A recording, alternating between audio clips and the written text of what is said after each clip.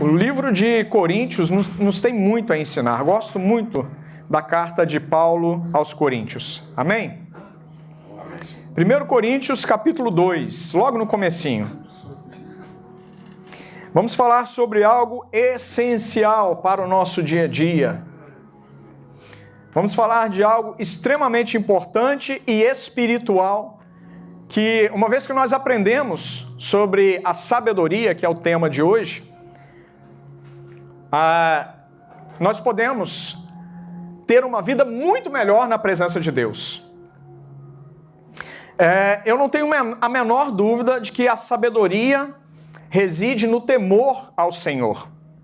Se fosse para me intitular essa mensagem, esse seria o título. A sabedoria reside no temor ao Senhor. Amém? Diz assim, 1 Coríntios, capítulo 2, verso 6. Quem encontrou, diga amém. Amém. Entretanto, expomos sabedoria entre os experimentados. Não, porém, a sabedoria deste século. Presta atenção em cada palavra que você lê.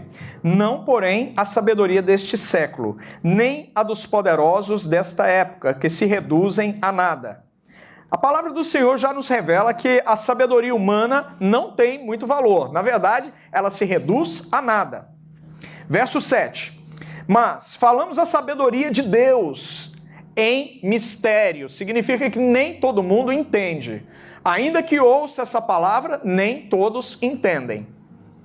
Outrora oculta, a qual Deus pré-ordenou desde a eternidade para a nossa glória. Sabedoria essa que nenhum dos poderosos deste século conheceu, porque se a tivessem conhecido, jamais teriam crucificado o Senhor da glória. Mas como está escrito, nem olhos viram, nem ouvidos ouviram, nem jamais penetrou em coração humano o que Deus tem preparado para aqueles que o amam. Amém. Verso 10. Mas Deus no-lo revelou pelo Espírito, porque o Espírito a todas as coisas perscruta, até mesmo as profundezas de Deus. Amém? Amém. Com a sua Bíblia aberta, coloque ela em cima da cadeira, e eu te convido a fazer mais uma oração comigo nesse momento. Feche seus olhos. Pai, em nome de Jesus, esta é a tua santa, maravilhosa e poderosa palavra. Nós estamos aqui, meu bom Deus, para escutar o Senhor. Nós não queremos escutar opinião humana, mas nós queremos ouvir as verdades do céu. Que o Senhor venha a falar conosco, Deus. Que o Senhor venha a impactar as nossas vidas, Pai. Nós é que precisamos da Tua palavra, nós precisamos ser impactados para que nós possamos, meu bom Deus, impactar a vida de outros com a Tua palavra, não com a nossa palavra, Pai. Então te pedimos mais uma vez a Sua presença, Pai. Que o Senhor venha a falar conosco. Pedimos mais uma vez, Pai, com toda humildade, que o Senhor venha a agir com mão poderosa a favor da Tua igreja e revelar os segredos ocultos do céu, Pai, para que nós possamos crescer na Tua presença, em nome de Jesus. Amém? Pode se assentar tomando seu lugar. Dá um glória a Deus se você tem alguma palavra de alegria para o Senhor Jesus. Amém? Sabedoria. Deus me deu uma revelação muito forte a respeito dessa palavra. Mas tem muitas pessoas que não entendem o significado da sabedoria. Tem muitas pessoas que confundem inteligência, pessoas inteligentes, com sabedoria. E existem dois tipos de sabedoria. Existe a sabedoria natural, a sabedoria humana, e existe a sabedoria sobrenatural, a sabedoria que vem dos céus para nossas vidas. Mas vamos distinguir para ficar mais fácil. O que é inteligência? A inteligência, ela se divide em três também. Temos o quociente intelectual, famoso QI, que é a nossa capacidade de absorver informação, é a nossa capacidade de aprender e processar tudo aquilo que nos chega. Quando a criança vai para a escola, ela vai para a escola para aprender as coisas humanas, as coisas naturais. E pela inteligência, que é um dom que vem de Deus para as nossas vidas, para a vida dos nossos filhos, os nossos filhos conseguem aprender. Uma vez que a criança chega nesse país, mesmo que ela chegue falando português, e mesmo que ela não tenha aulas especificamente de inglês, pelo simples fato de ter contato com outras crianças, com outras pessoas que falam inglês, elas vão falar com muito mais facilidade que nós. justamente por causa do uso da inteligência. Aí você pode me perguntar assim, mas pastor, por que eles aprendem com tanta facilidade e nós temos tanta dificuldade? Por uma situação muito simples. Ninguém disse para elas, para essas crianças, para os nossos filhos, que seria difícil. Ninguém colocou obstáculo, ninguém colocou dificuldade. A criança, naturalmente, ela não tem vergonha. Isso faz com que uma vez que ela ouça uma palavra, ela repita essa palavra da maneira que ela ouviu, que ela entendeu, e até que ela comece a acertar. E se alguém corrigir ela, ela não vai ficar envergonhada. Diferente de nós, que nós somos envergonhados, a gente tem medo do erro, a gente tem medo da falha, medo do fracasso. Porque a nossa inteligência diz que errar é feio. Nós aprendemos desde criança. Faça a coisa certa. Não erre isso. Faça uma vez só para dar certo, para não ter que repetir. Então nós, adultos, nós fomos ensinados, por meio da nossa inteligência cognitiva, do conhecimento, que nós não podemos errar. E esse entendimento de que nós não podemos errar nos atrapalha a crescer, nos atrapalha a conquistar e aprender coisas novas. Nós somos bloqueados muitas vezes pelos nossos pais. Presta atenção, você que é pai, você que é mãe que me ouve nessa noite. A maioria dos bloqueios que você tem hoje é em razão daquilo que disseram para você enquanto criança. Foi a programação mental que você recebeu. Tudo isso vai para a nossa inteligência cognitiva. Então preste muita atenção com as palavras que você dirige aos seus filhos. Porque aquilo que você ensina, tanto para bem quanto para mal, aquilo vira uma verdade absoluta dentro da criança. Por quê? Porque você, pai, você, mãe, representa uma autoridade para o seu filho. E como autoridade, o seu filho não vai querer ir contra você. Amém? Quem está entendendo essa palavra? Esta é a inteligência. Estamos falando sobre o primeiro tipo de inteligência, o quociente intelectual, aprendizado cognitivo, conhecimento, processamento de informações. Temos também, hoje em dia, a famosa inteligência emocional. A inteligência emocional, ela diz que ela é mais importante do que a inteligência cognitiva. É muito mais importante hoje em dia nós sabermos entender as nossas próprias emoções e as emoções dos outros, para que nós possamos lidar com mais facilidade, principalmente para você que ocupa cargo de liderança, algum tipo de diretoria, chefia, seja no seu negócio, seja no trabalho onde você está. Se você não entender que as pessoas são vulcões de emoção, você não vai saber lidar com ninguém. E você não vai saber lidar e fazer com que essa pessoa alcance níveis melhores. A função do líder é sempre valorizar as pessoas que estão debaixo da sua liderança para fazer com que elas possam crescer cada vez mais. E a gente não faz isso de forma intelectual. A gente faz isso de forma emocional. É quando a gente sabe entender as deficiências, os déficits, os problemas das pessoas, a gente entende aquilo e a gente não vai apunhalando, a gente não bate de frente com isso, mas a gente entende, porque a gente também tem as nossas falhas, e a gente ensina como que a pessoa vai se superar, vai se transformar numa pessoa ainda melhor. Quem está entendendo essa palavra, diz amém. E temos o terceiro nível de inteligência, que no meu ponto de vista é o principal. Mas, na verdade, enquanto principal, também é apenas o primeiro degrau do que vem por trás, do que vem depois, que é o mais importante ainda, que é a inteligência espiritual. A inteligência espiritual é aquela que, em determinado momento da vida, nós entendemos que aquilo que nós participamos, aquilo que nós vemos, aquilo que nós vivemos todos os dias no mundo natural, aquilo é apenas uma pequena parcela de algo muito maior que está por trás. É quando nós entendemos que existe um Deus que controla todas as coisas, que está no controle de todas as coisas, e nós decidimos a buscar até encontrar esse Deus. Quero te lembrar que se você está aqui nesta noite é porque em determinado momento da sua vida, a sua inteligência espiritual te disse assim: olha, existe um Deus sobre a sua vida, existe um Deus sobre a sua casa, existe um Deus que te deu o fôlego da vida, existe um Deus que te dá esse momento que você está vivendo aqui agora.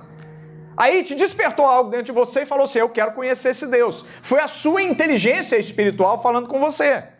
te mostrando que existe algo muito superior e muito maior do que aquilo que você vivia.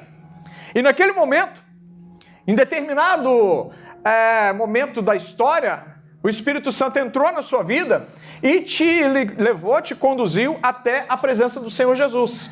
Houve um momento que você levantou as suas mãos e disse: eu quero Jesus para a minha vida.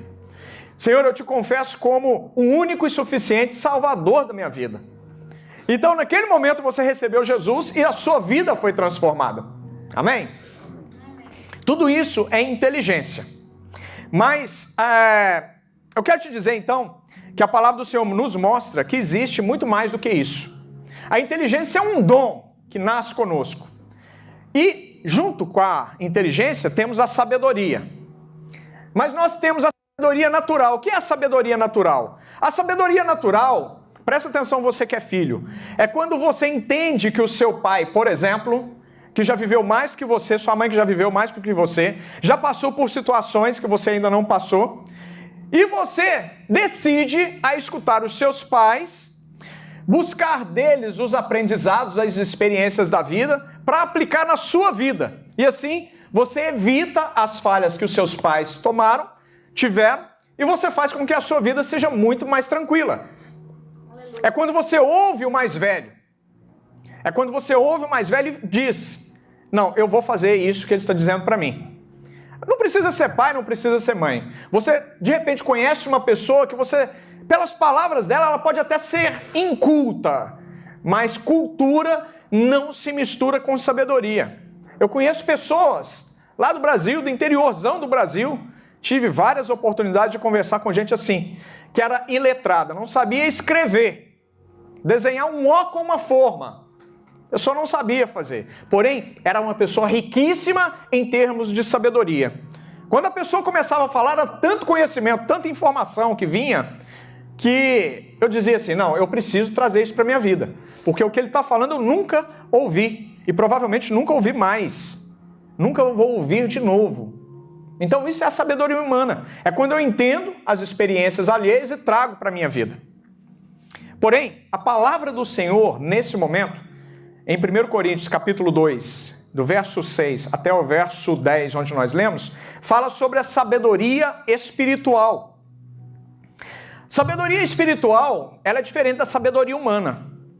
Porque a sabedoria humana, mesmo trazendo para nós experiências alheias e fazendo com que a gente não erre naquilo que a pessoa errou, a sabedoria de Deus, ela está muito superior a isso. Porque a sabedoria humana, ela não se aplica 100% em todos os casos.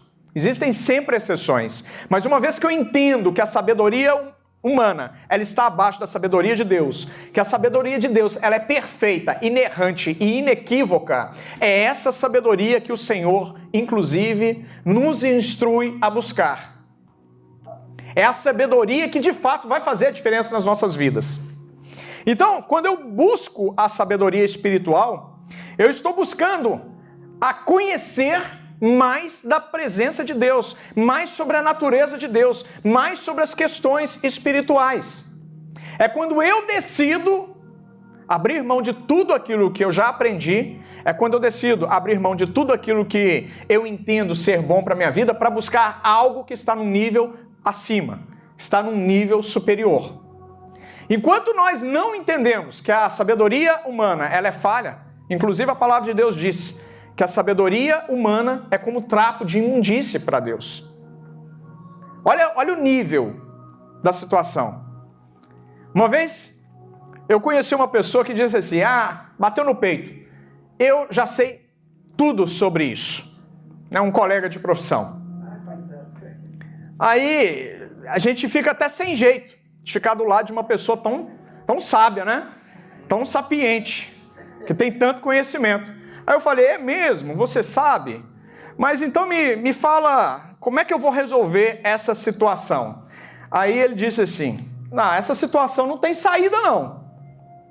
Não tem saída, mas você não falou que sabe tudo, que conhece tudo sobre essa matéria, sobre essa situação processual?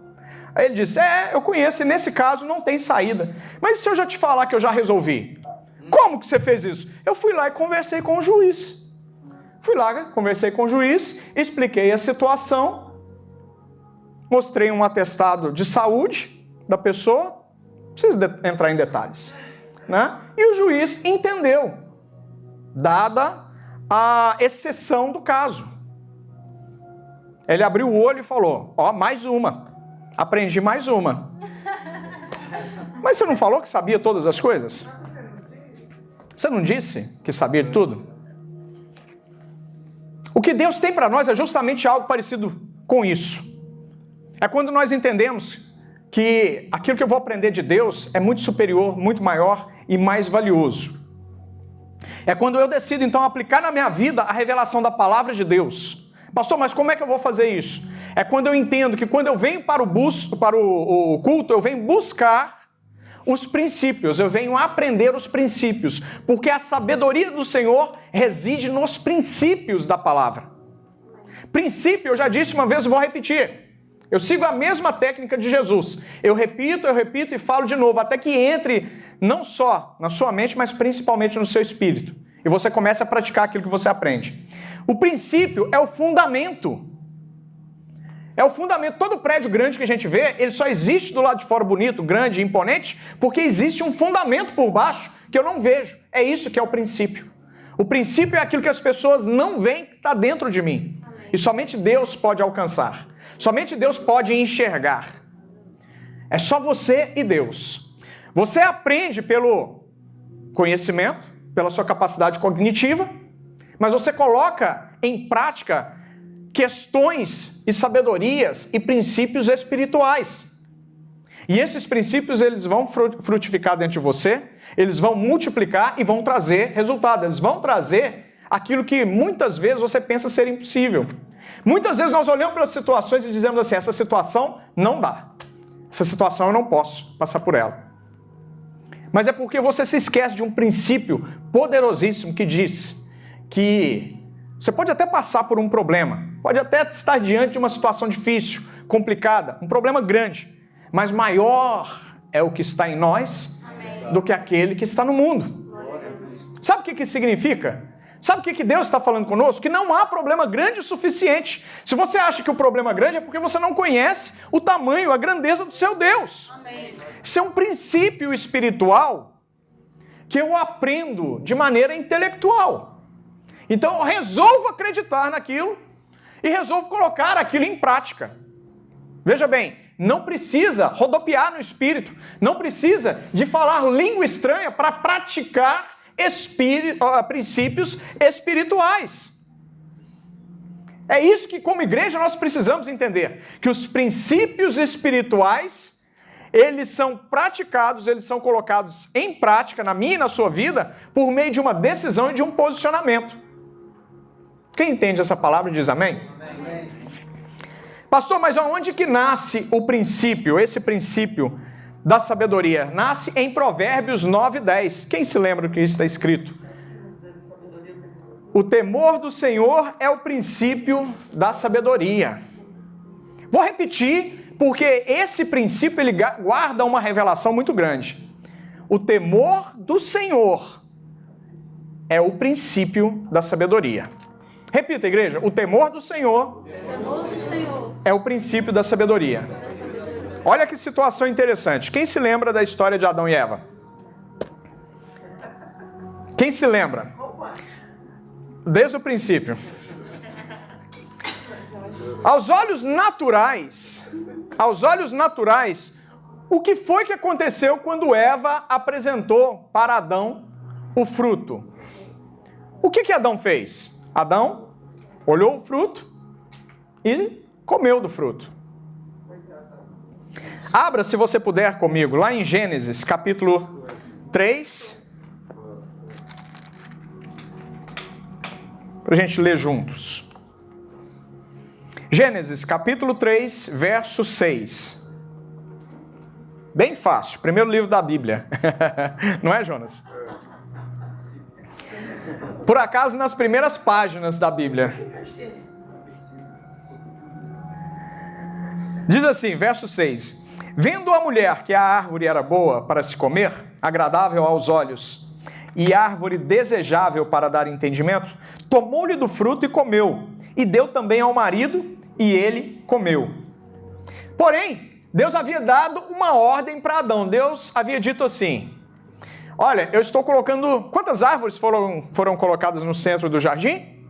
Já falei, já preguei isso outras vezes. Foram colocadas? Quais eram as árvores? A árvore da vida. Tudo bem. Glória a Deus, Patrícia. Está estudando, né? Para ensinar para as crianças, né? A árvore da vida e a árvore do conhecimento do bem e do mal. E Deus falou assim: tá vendo esse jardim que está diante de você, Adão? Todas as frutas, todas as árvores você pode comer. São árvores boas para o alimento. Porém, da árvore do conhecimento do bem e do mal, não comerás. Por quê que Deus deu essa ordem para Adão? Alguém se lembra? Porque no dia, presta atenção, no dia que dela comeres, morrerás.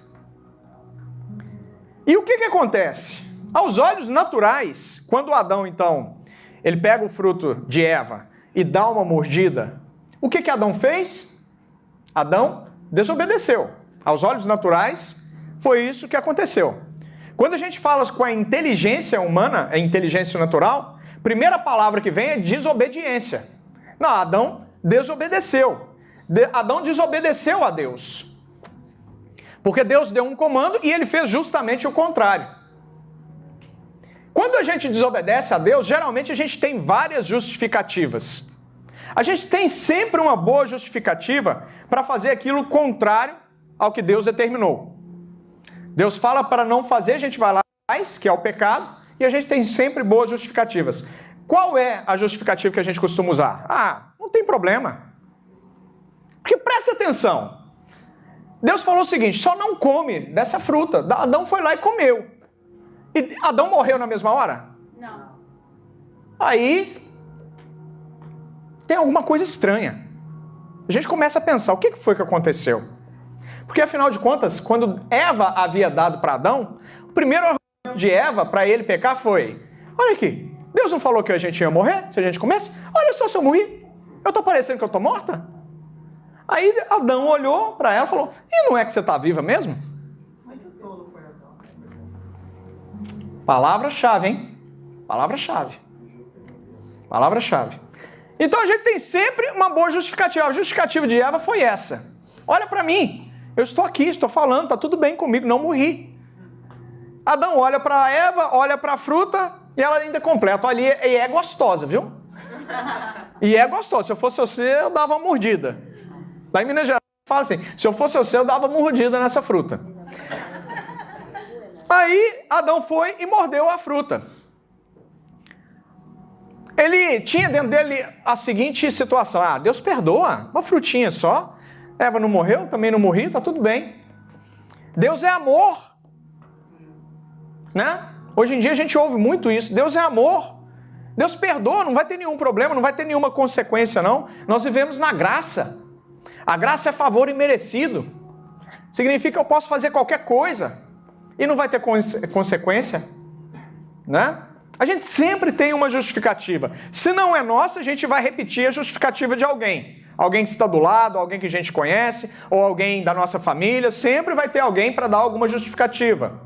Aos olhos naturais, Adão, ele cometeu uma desobediência. Mas quando a gente começa a analisar mais profundamente, quando a gente começa a analisar com os olhos espirituais, quando a gente observa aquilo que Adão fez, a gente verifica que ele cometeu um equívoco muito maior do que uma simples desobediência.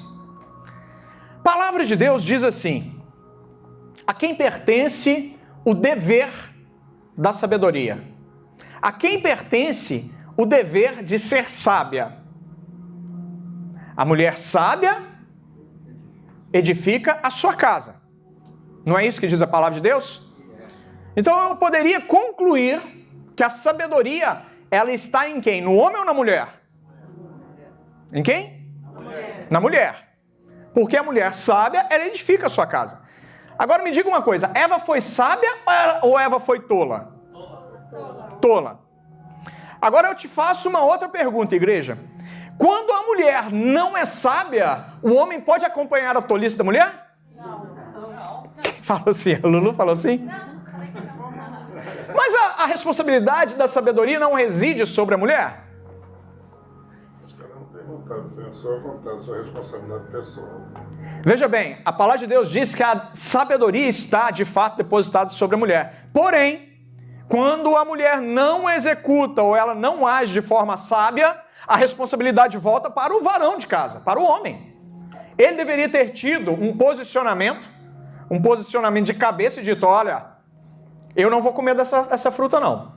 Você errou, você falhou, o mínimo que nós precisamos fazer nesse momento é agora nos dirigirmos a Deus, nós vamos confessar o seu pecado, porque a falha foi minha, Deus não deu comando para você, deu para mim, e eu, de alguma forma, não consegui te passar esse comando da maneira correta. Esta é uma posição de um homem de Deus. Por quê? Porque uma vez que a mulher falhou, a consequência da falha dela não pode prejudicar a casa inteira. Porque uma vez que o homem, ele simplesmente deixou de exercer a liderança, ele deixou de apresentar sua família, sua esposa para Deus, ele cometeu o maior dos pecados. Eu sempre digo que Adão cometeu vários pecados, e hoje nós vamos aprender mais um dos pecados de Adão. Qual é esse pecado? Presta atenção, vamos voltar lá em Provérbios. A palavra de Deus diz que o princípio da sabedoria é o quê? Temor. É o temor ao Senhor. Qual foi o maior dos pecados de Adão? Não temeu a Deus. Você já parou para pensar nisso? Que quando nós pecamos, nós, na verdade, estamos dizendo que eu não temo a Deus. Eu não temo a consequência do pecado. Eu não temo a morte eterna, a separação do Senhor. Você já parou para pensar sobre isso? Você já parou para pensar em quantos pecados você comete quando você comete um pecado? Vou repetir a pergunta. Está certo, não errei dessa vez, viu, Jorge? Quantos pecados nós cometemos quando nós pecamos em um pecado? Não depende não, vou te provar que não. Nós cometemos pelo menos 4 pecados. Todas as vezes. Todas as vezes. O primeiro pecado, qual é? Falta de temor. O próprio pecado. Segundo pecado, desobediência. Desobediência é um pecado. Terceiro pecado. Qual é o terceiro pecado? A falta de Temor. sabedoria. Sabedoria de Adão. O que ele deveria ter feito? Conversado com ela. Eva, onde você estava com a cabeça, menina? Meu Deus, Eva, você não tá ciente da consequência? Não, mas olha só, eu estou viva, eu não morri. Não, você está viva agora. Mas se Deus falou, vai acontecer. Eu não sei quando, porque Deus não falou que seria imediatamente. Meu Jesus, vamos procurar o Senhor. Faltou sabedoria à mulher e faltou sabedoria ao homem. Foi quando Deus perguntou, onde é que você estava? Onde é que eu te coloquei? Eu te coloquei numa posição de comando, eu não te coloquei numa posição de submissão. Você foi submisso à sua mulher. Você perdeu Adão. Você se perdeu nessa jornada, nessa caminhada com Eva. O que você fez do comando que eu te dei? Eu te coloquei como cabeça. Cabeça é aquele que lidera. Cabeça é aquele que traz até a minha presença e se ajoelha, e se humilha e coloca a cara no pó e pede perdão. E você cometeu outros pecados maiores. Você cometeu esse pecado, você desobedeceu, teve a falta de sabedoria e, principal, o temor. Cadê o seu temor? Preste atenção a partir de hoje. A partir de hoje eu decreto sobre a sua vida, não vai ter pecado. Porque todas as vezes o Espírito Santo vai trazer à memória, a sua memória, essa palavra, e isso vai te trazer uma comoção, uma vergonha tão grande do Espírito Santo que a primeira coisa que você vai fazer é se ajoelhar e pedir perdão. Você não cometerá nunca mais, por falta de sabedoria, por falta de entendimento, por falta de conhecimento, pecados. Porque Deus não te colocou aqui para você ser um pecador. Deus te colocou aqui para você ser sal na terra, para você ser a luz do mundo, para você ter aquilo que as outras pessoas dessa porta para fora não têm, que é o livre-arbítrio, que eu já expliquei outras vezes também. Que é o livre-arbítrio?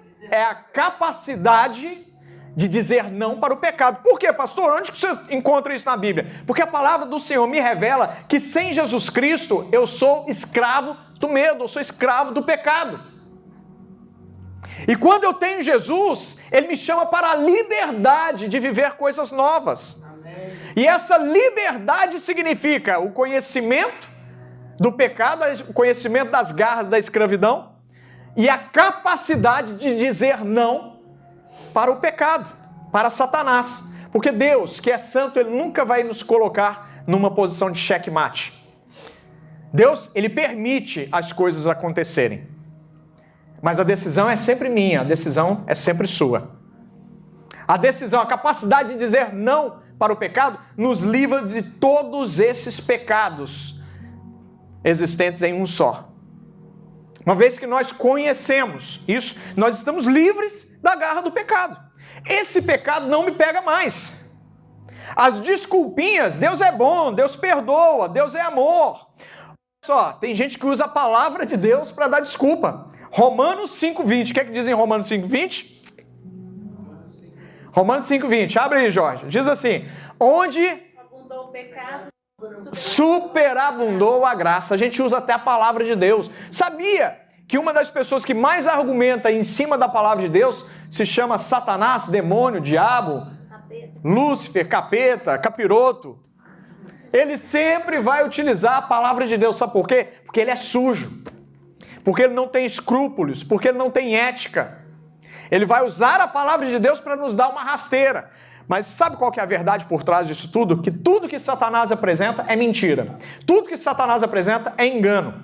Tudo que Satanás nos apresenta, nos oferece, é simplesmente para agradar a carne, as vistas.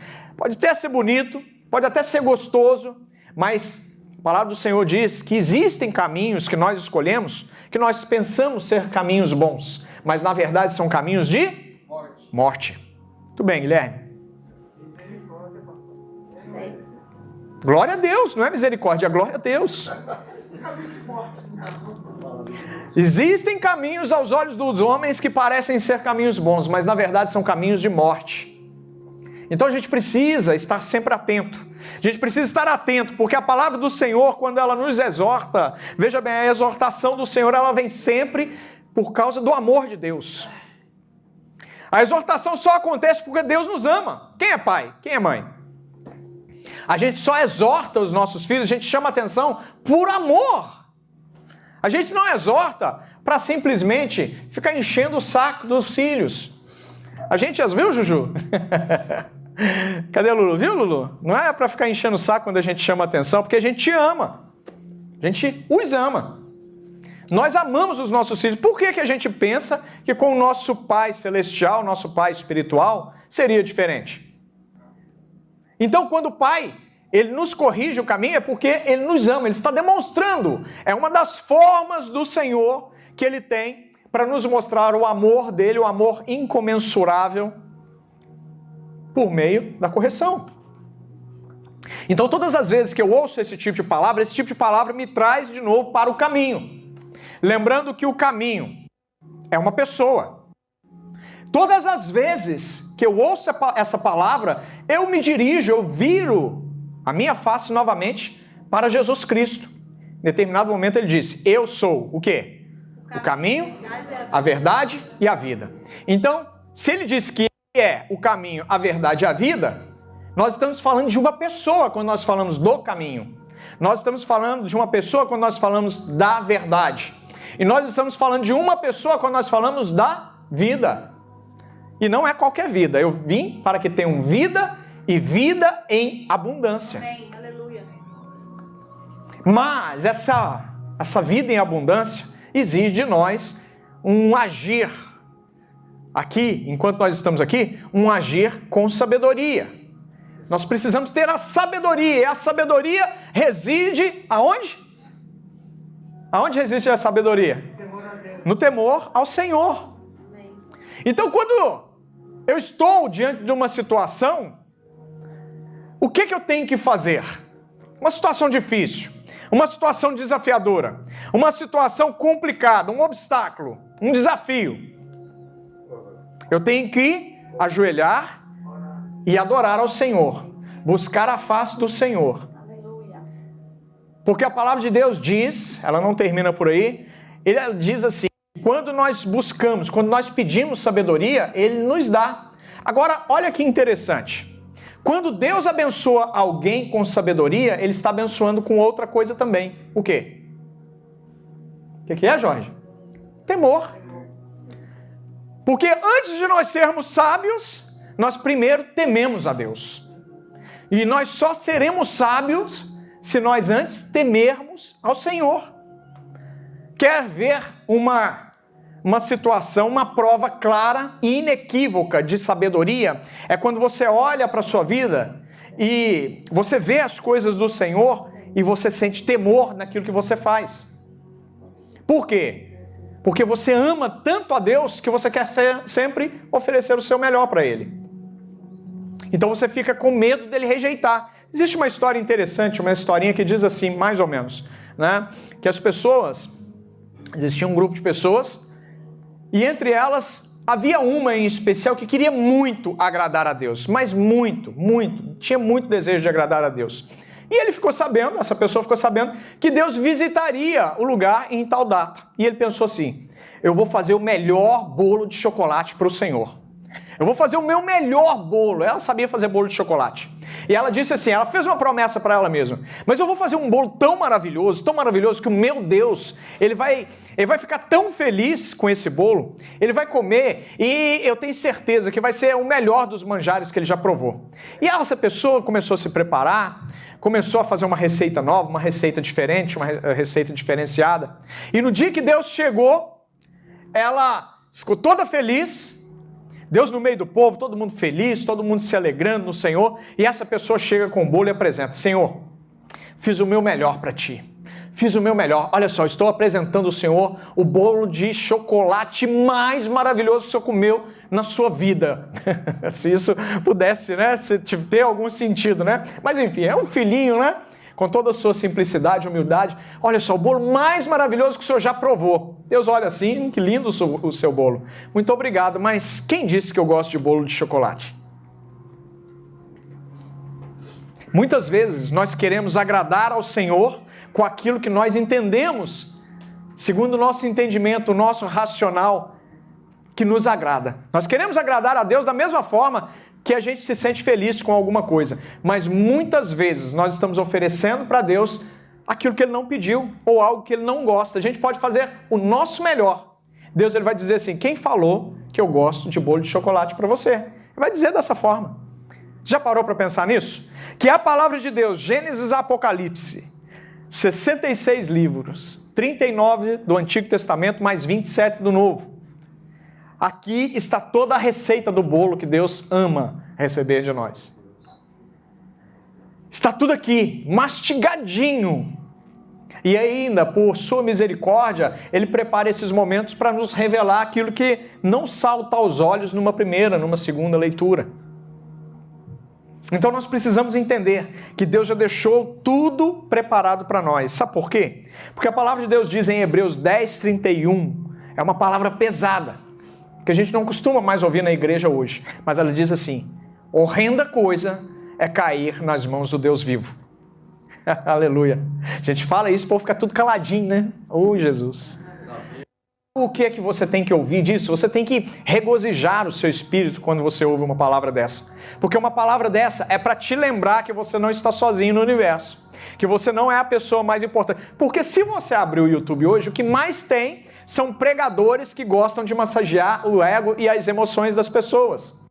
São pessoas falando que, claro que não com essas palavras necessariamente, mas quando você entende o contexto, ele está falando assim, viva a vida que você quiser, viva da maneira que você quiser, porque uma vez salvo, salvo para sempre. Você não tem mais nenhum problema, você não tem mais com o que se preocupar, recebeu Jesus, é tudo que te basta. E a pessoa, ela continua na vida dela, sem acertar o seu caminho, sem transformar. Se a palavra do Senhor, se o Evangelho não transforma, se uma palavra dessa não mexe com você, significa que você não entendeu. Significa que essa palavra não foi efetiva para você. Se ela não faz sentido, uma palavra dessa, se não exige de você uma mudança de vida, de comportamento, essa palavra não te salvou. Você não é salvo ainda. Não é um ato natural de levantar a mão e dizer: Senhor Jesus, eu te recebo por meu único e suficiente Salvador. Escreve, não é por aí. Esse é um ato de inteligência, de conhecimento. Não, vou fazer isso porque sou esperto, sou safo, vou garantir o meu porvir. Senhor Jesus recebe meu, né? Tipo assim, todo malandragem, né? Mas lá nas costas, longe do pastor, como se o pastor fosse Deus, né? Longe dos irmãos, né? Continua na mesma vida errada, estragada. A palavra do Senhor diz assim: você que quer se dar na vida, chega mais próximo de mim, mas com um detalhe: seja santo, porque eu sou santo. O que isso significa? Se separa do pecado. Pastor, mas eu vou continuar pecando. É claro que nós vamos continuar pecando, mas o pecado para nós tem que ser algo intencional? Acidental. Amém, Jonas? Tem que ser um acidente de percurso. Tem que ser um acidente de percurso, tem que ser uma exceção. Uma exceção significa: aconteceu, minha carne foi falha. Poxa vida, errei de novo. Me sinto envergonhado. Então eu refaço o meu caminho diante do Senhor. Mas a palavra de Deus também não termina por aí. Ela nos dá uma saída para isso, né? A saída é justamente buscar mais e mais nos enchermos do Espírito Santo. Buscar a presença de Deus, que é o que há de mais importante e mais rico neste lugar. Tem gente que pensa que riqueza é aquilo que a gente tem no bolso, né? Na conta bancária. Mas eu estou diante de filhos de Deus que entendem que a verdadeira riqueza é uma pessoa também. Nós falamos sobre isso domingo passado. A riqueza é uma presença. E que presença é essa? A presença de Deus na nossa casa. Tem muita gente que pensa que ser rico é ter uma conta milionária, né?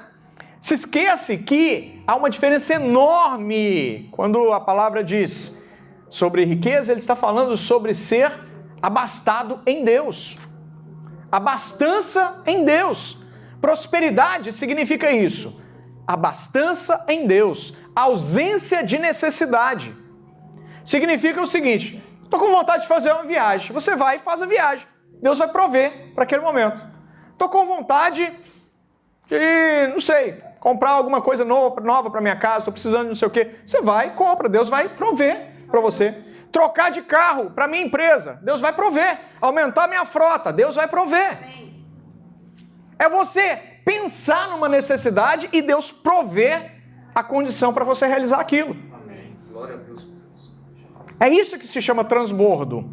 Transbordo é quando você consegue ensinar para outras pessoas essas verdades e princípios espirituais e essa pessoa transborda, ela começa a transbordar na vida dela também.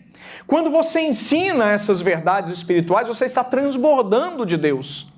Você está passando para frente, você está multiplicando. Lembra que na presença do nosso Deus não há diminuição, não há subtração e nem divisão? Na presença do nosso Deus há soma e multiplicação. O nosso Deus é um Deus que multiplica. Uma vez que nós apresentamos as condições necessárias, Deus multiplica. Exemplo, o azeite da viúva. O profeta pediu: traz para mim o quê que ele pediu?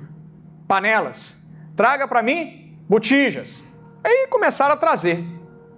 Enquanto tinha, Deus multiplicou. Enquanto foi trazendo, Deus multiplicou. Deus só parou quando os recursos naturais não tinham mais. O que eu aprendo com essa palavra? Eu aprendo que, com sabedoria, eu tenho sempre que prover aquilo que depende de mim. Eu tenho que fazer aquilo que depende de mim. Porque Deus não se alegra de pessoas preguiçosas. Deus não se alegra de pessoas que são dependentes de outras pessoas. E essa dependência é uma dependência tanto emocional quanto uma dependência física.